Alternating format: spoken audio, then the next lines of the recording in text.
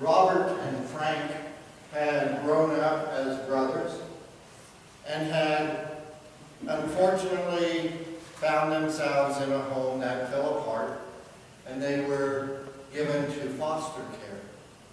And so they had lived in many foster homes during their lifetime, and they had known good ones and they had known bad ones, and one of them was really bad. And so they were taken away one last time and given to a family that promised to love them and care for them like they would if they were their own kids.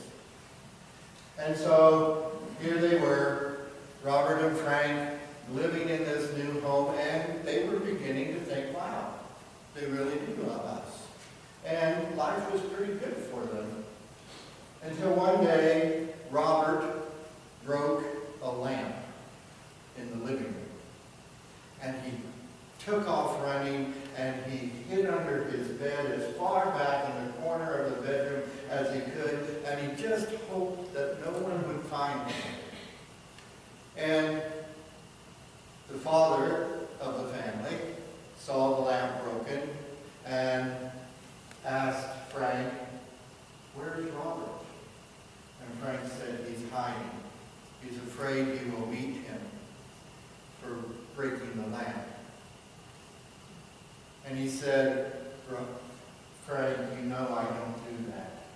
You know that your mother and I love you way too much to beat you. And you know that accidents happen.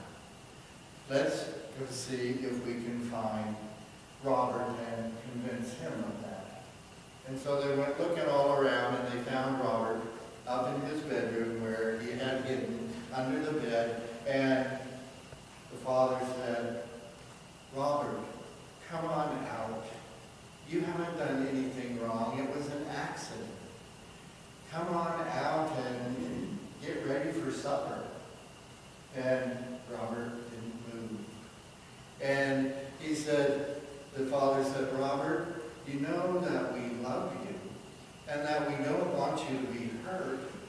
Please come out." And he didn't say a word. So finally, Frank got down and got under the bed with him. And he said, "Robert, you know we really are loved here. You know that they have said they love us, and they really do. And that they're good people, and they just want good things for us. So I think we need to get out and let them know we love them too." And after a little bit, Robert said, "Okay." And the two of them crawled out from under the bed. And the father said, "Robert, I want you to know that all of us make mistakes, and we always will give forgiveness when we encounter those mistakes that you have done. But know that we'll always love you. So don't ever go back under that bed and hide again. It's too dark in there, and life is too good out here." Karen was a woman who had been teaching school for 30 years, and she retired. And she retired and was looking forward to spending time at home, and about the same time she retired, her daughter and son-in-law said that they didn't want her around their grandchildren anymore, around her grandchildren anymore, because the last time they were together, she had read them a story from the Bible. And it said, "We can't have you reading to them about things we don't believe in." And so, Karen was really disappointed, but she thought this would pass. It'll pass. And so she waited a week, 2 weeks, she waited a month, and still nothing changed. And she tried to call, and they wouldn't answer, and they sent her email saying, "Please don't call. We don't want your influence on our children." Well, those children were Karen's life. The 4 grandkids were her life and what she had looked forward to all the time while she was teaching, so that she could retire and take care of them and let them know how much she loves them and just enjoy life together. And yet she wasn't able to. And she started to slide into depression. And the depression took over. And she tried to fight it at first, but then she decided, no, I'm just going to let the depression win so that I can hide in my depression and I don't have to try to get in touch with the rest of the world. And so friends would call her and she wouldn't answer the phone. Neighbors would check on her and she wouldn't go to the door. Celebrations and the friends that used to get together once every month and celebrate whoever's birthday it was, nobody ever saw Karen. And so one day, because Karen had been absent way too long, one of the friends in her group came over and knocked on the door. And she said, Karen, I know you're in there, and I know you probably won't answer the door, but I want you to know that that's okay because I brought my husband, Bob. And you know how big Bob is. And if you don't answer the door, I'm just going to have Bob break down the door, and we'll come in and see how you're doing. There was no answer. And so her friend said, all right, Bob, hit that door. And Bob threw himself against the door and didn't budge. And so he backed up and said, okay, I'm going to do it again. And he ran as hard as he could and hit the door, and he thought that it had cracked a little bit. And so Karen's friend said, okay, Bob, I know you can do this. Put everything into it. This third time, we're going to break down that door. And just about that time, the door opened. And Karen said, you would really break down my door? And they said, yes. And so would they. And there were all the rest of her friends who had gathered outside of her house, waiting for the door to be opened. And they started cheering and saying, Karen, we need you, we need you. And Karen just broke down in tears because all of a sudden somebody had cared enough to go into the darkness that she had placed herself in, the darkness of depression, and had said, we're going to pull you out, whether you want to come out or not. And life is better on the outside. Come out, Karen, and join life. Choose life. When we have this story today of Lazarus and the tomb, we have a wonderful story about how Lazarus, a really good friend of Jesus, had died. And he had been entombed by death. And so the people, as was the custom, they bound him in cloth and they laid him in the tomb and rolled a stone in front of him. Does it sound familiar? There is a stone in front of the tomb and someone dead on the inside. And that person was Jesus that we talked about.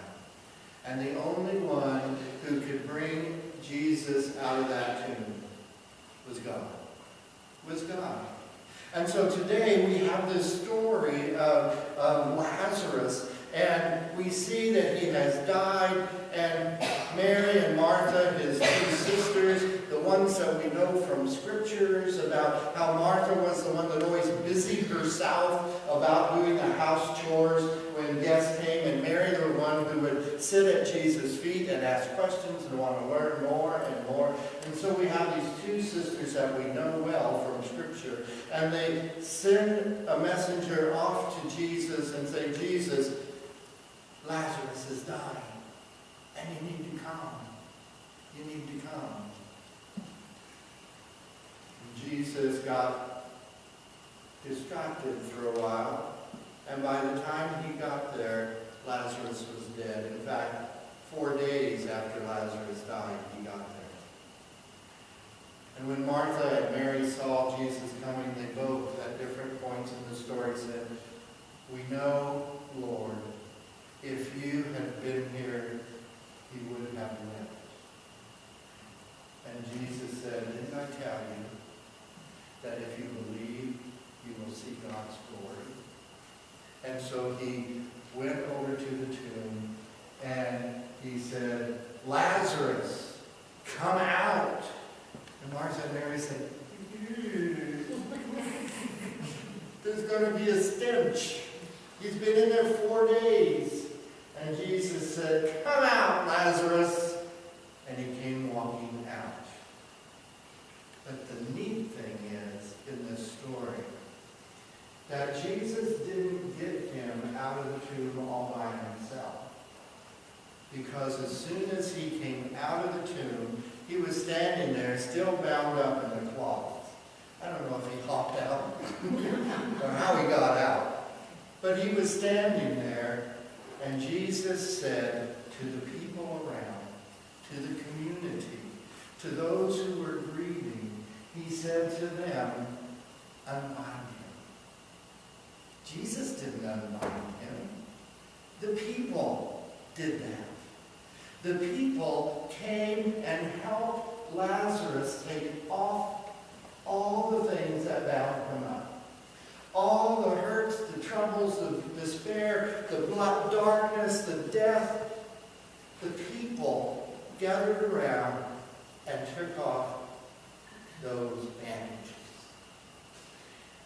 I love this story because it is a story of what the church can do when it is really being the church. The church can listen to Christ's call to come out, and the church can be there to help anybody, members of the church, not members of the church, take off whatever binds someone from being who God really wants them to be. And they do that the best by saying, "We love you too much to leave you in your tomb. We love you too much to leave you in the darkness of whatever it is that entombs you." And Christ says the same thing to each of us. And the people that we love say the same thing to each of us.